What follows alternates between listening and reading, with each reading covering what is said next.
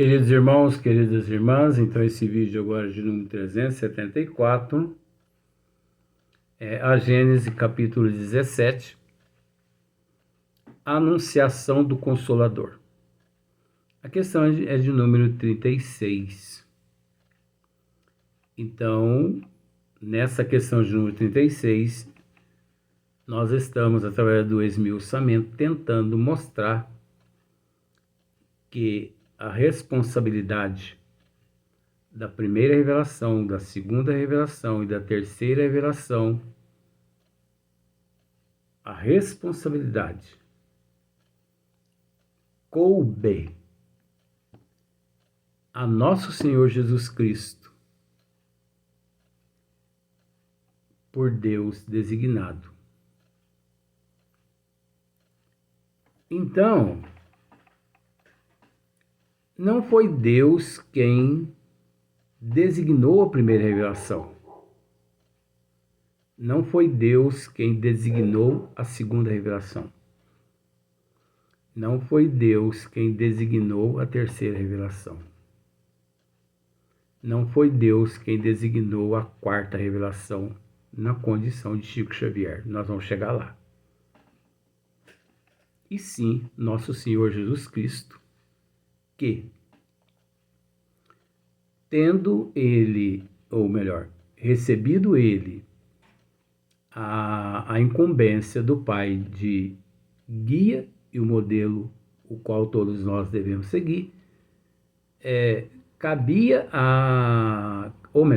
cabendo a nosso Senhor Jesus Cristo a responsabilidade de mostrar-nos que é Deus.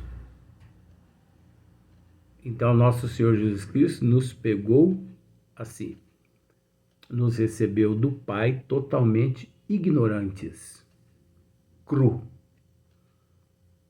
mesmo sabendo que viemos de outros orbes, de outros sistemas, onde lá desobedecemos as leis de Deus, então fomos degradados para cá para poder nos consertar. Então Jesus veio na condição de lei humana. Que Moisés humano, Jesus humano. Jesus veio e nos delegou tudo que nós tínhamos condições de compreender. Jesus não nos delegou nada além que pudéssemos compreender. Aqueles que em meio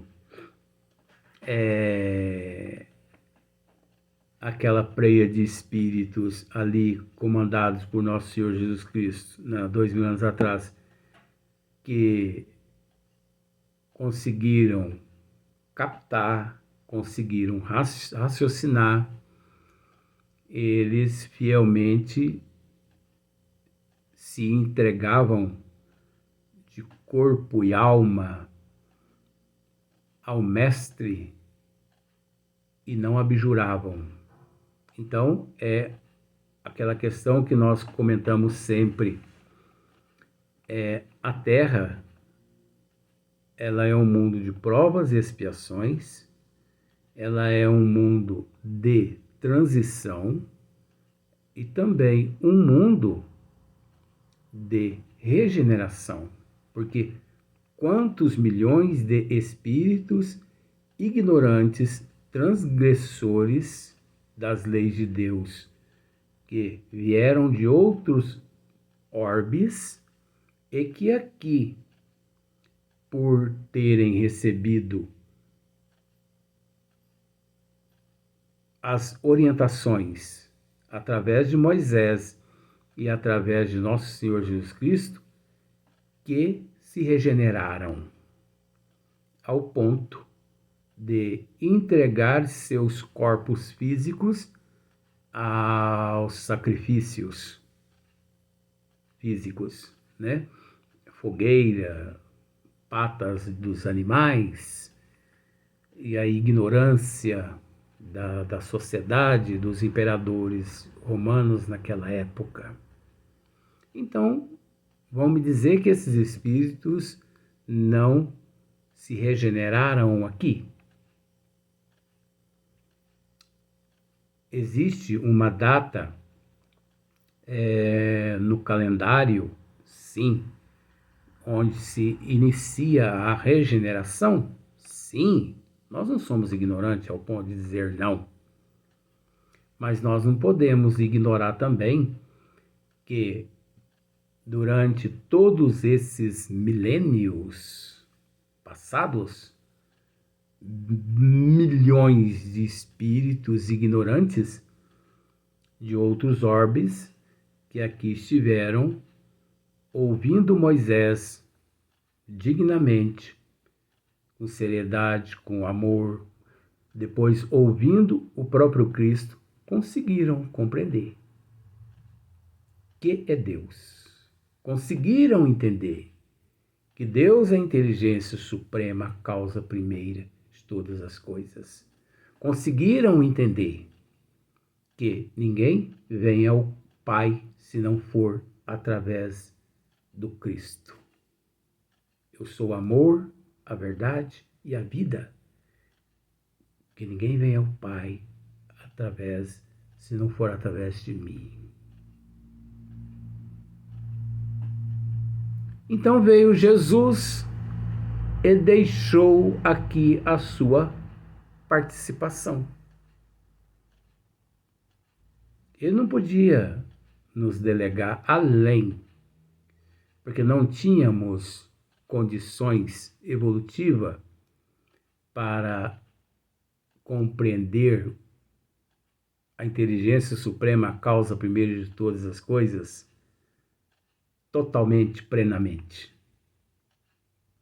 As ciências da época, as teologias da época, os sistemas da época, as religiões da época, né? Então, as arbitrariedades todas da época. Mas você observa que Jesus, ele não veio se opor às leis trazidas por Moisés. Em momento algum, Jesus foi contra Moisés aqui na terra. Em momento algum, Jesus foi contra os dogmas aqui do homem. Em momento algum. De quem é esse rosto aqui nessa moeda? De César. Então dê a César o que é de César e a Deus o que é de Deus. Em momento algum ele veio dizer que o olho por olho, dente por dente, era errado. Estava errado. Ele veio mostrar paralelo ao olho por olho, dente por dente, os benefícios do amor. Tudo bem, você opta pelo olho por olho, dente por dente, livre-arbítrio teu, direito teu. Mas, deixa eu te falar a respeito do amor. Deixa eu te falar a respeito do perdão, da paciência, da aceitação, da resignação, da humildade. Senhor, as leis vigentes e regentes, as leis de Moisés, diz que toda mulher pega em adultério deve ser morta apedrejada. Nesse momento, Jesus foi contra Moisés? Não foi. Ele não foi contra, ele não foi também nem a favor. ele manteve-se imparcial, incondicional. O amor ali se fez presente. Como assim, Luiz? Ele bateu os olhos naquela multidão e ele não julgou ninguém, mas ele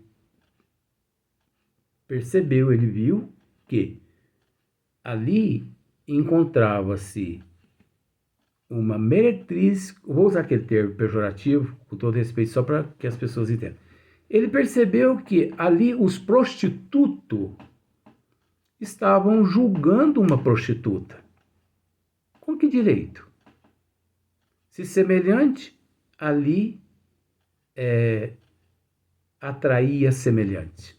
Porque para existir a prostituta, tem que existir o prostituto. Porque se o prostituto não a procura, ela não trabalha, vamos assim dizer, com todo respeito. E Jesus se vê mediante essa situação. Como se diz assim, vamos pensar assim. As leis de Moisés diz que toda prostituta pega em adultério tem que, né? Toda mulher, toda prostituta, toda mulher que pega em adultério tem que ser apedrejada até a morte. Vamos dizer assim, Jesus pensando. Abreviando a história, porque você já sabe, né? Pois bem, aqueles que estiverem sem nenhum pecado, atira a primeira pedra. Pronto. Onde está escrita as leis de Deus? Questão 621, Livro dos Espíritos. Depois, em 1857, antes um pouquinho, né? Porque 1857 é que foi lançado o Livro dos Espíritos. Kardec interroga os bons espíritos um tempinho antes, né, dessa data. 621, onde está escrita as leis de Deus? Na consciência. Então agora vamos voltar lá no Cristo. Aqueles que estiverem sem nenhum pecado, atire a primeira pedra. Isso não é amor, gente? Isso não é a lei do amor? Naquele momento, todos receberam um choque tão grande que não puderam dizer nada. Choque na consciência. Epa, pera lá. E agora, hein? Podre querendo acusar podre. Que moral tem? Com todo respeito, vemos a humanidade, principalmente na época da política, não vou entrar nesse mérito, é um estudo. Porque entrar nesse mérito seria dizer nome, tal partido, não. Mas na época da política, bilhões de acusações. Pode ter certeza. Podre acusando podre. Porque nobre não acusa.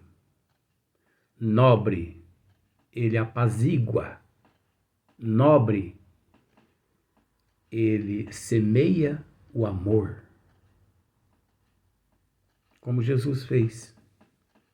Pois todos foram-se embora, ficando apenas Jesus e a meretriz.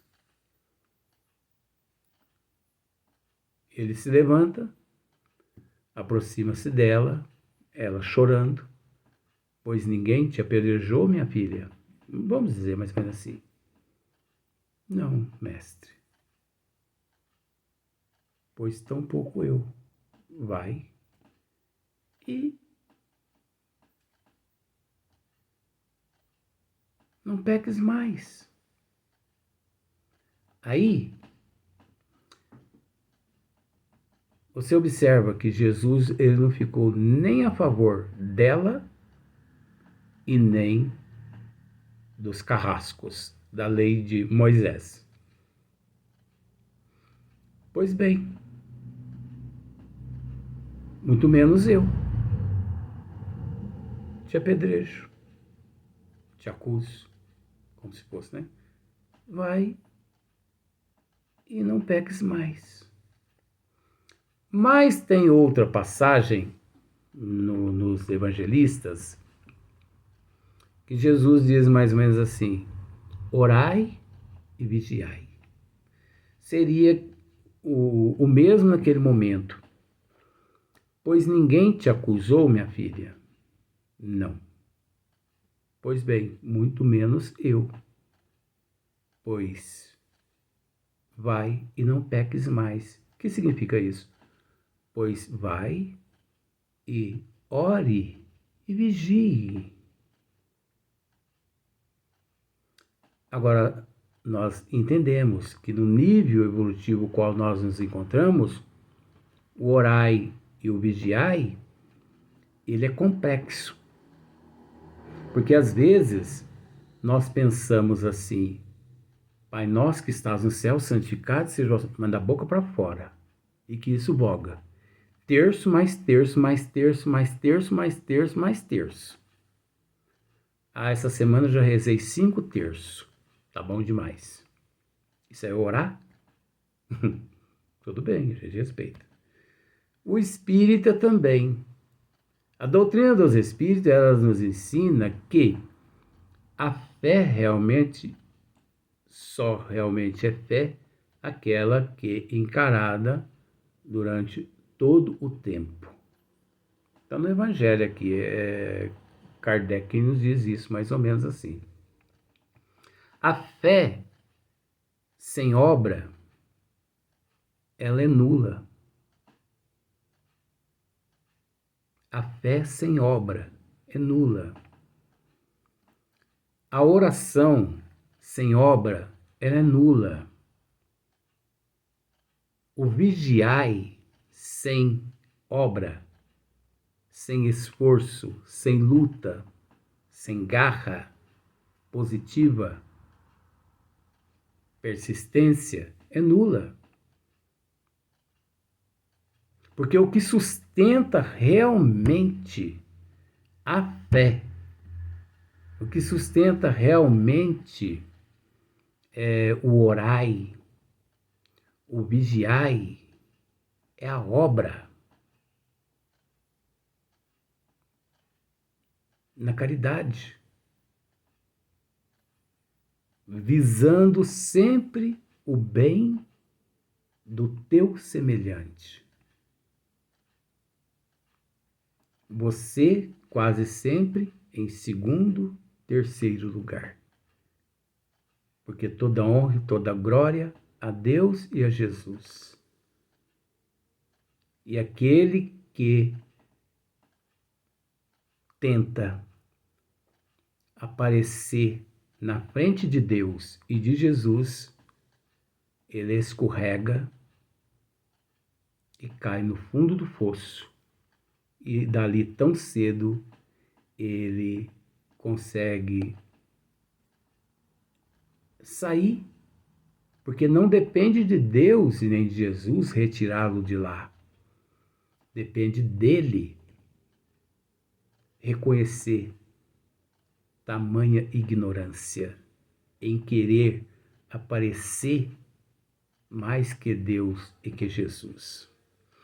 Então, com todo respeito, você compreende que a segunda revelação também foi arquitetada por Jesus. A segunda revelação foi Jesus. A segunda revelação significa Jesus aqui na Terra tentando nos ensinar, nos mostrar os desígnios do Pai, as leis do Pai, as leis da inteligência suprema, da causa primeira de todas as coisas.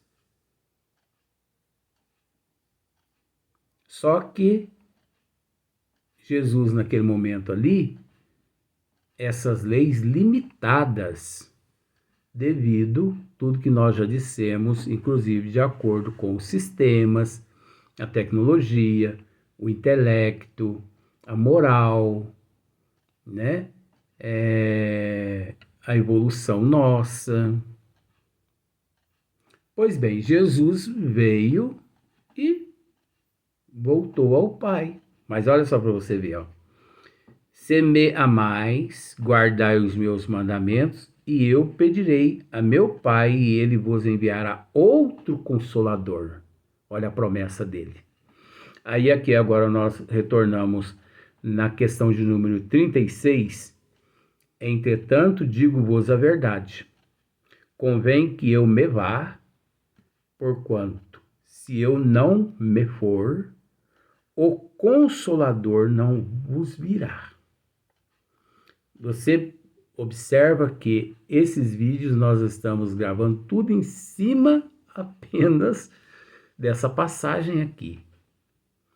Só que nós, por enquanto, nós só falamos da primeira revelação, da segunda revelação, na condição de arquitetadas por Jesus e não por Deus. Porque Deus jamais pediria a Jesus: vai lá e mostre a eles que sou eu. Aí seria um Deus muito pretensioso, muito orgulhoso, muito egoísta. Não. A partir do momento que Deus nos confiou a Jesus, na condição ele de guia e modelo, o qual todos nós devemos seguir, Jesus sabia: a responsabilidade é minha de mostrar a essa gente que é Deus. A responsabilidade é minha de mostrar. O Pai não precisa me pedir nada. Eu sei o que tem que ser feito. Olha só para você ver que grandeza. Eu sei o que tem que ser feito. O Pai não precisa me pedir nada. A responsabilidade é minha mostrar a essa gente que é Deus. Vai demorar um pouco, mas eu tenho a meu favor, e eles também têm a favor deles, o tempo, a eternidade. Então, Jesus pensando assim, ó, eu não estou preocupado nem um pouquinho com o tempo, porque eu conheço a eternidade. Por isso que Jesus disse, olha, vamos repetir. Só que a primeira revelação e a segunda revelação foi arquitetada por Jesus. Mas a terceira revelação, Jesus já disse que seria da responsabilidade do Pai. Opa, Luiz, não. Vejamos. Se me amais, guardai os meus mandamentos, e eu pedirei. Pronto, modificou tudo. A meu Pai, ele vos enviará outro Consolador. E eu pedirei. A meu Pai, ele vos enviará outro Consolador. Quer dizer, eu pedirei. A partir daquele momento em diante, a terceira revelação já dependeria exclusivamente do Pai permitir um outro Consolador. Já não dependia mais de Jesus, por mais que dependeu de Jesus, sim, já que ele, o único que foi ao Pai, ou que veio ao Pai. Ele o único. Então, a partir do momento que ele fez o pedido, a responsabilidade do Pai em conceder, mas a responsabilidade também dele, porque ele, dentre todos que o Pai lhe confiou, ele o único que tinha ido ao Pai. E mais ninguém. O único que conhecia todos os desígnios do Pai. E mais ninguém. Dentre todos aqueles que o Pai havia lhe confiado. Dentre todos aqueles, ele o único que conhecia o Pai. Confabulava com o Pai. Mais ninguém. Então observemos aqui a grandeza de Jesus. E eu pedirei a meu Pai. Eu pedirei. Olha só que entrega total. Isso é amor por nós e respeito ele pelo Pai. Vamos para o próximo vídeo, que o próximo vídeo será o último.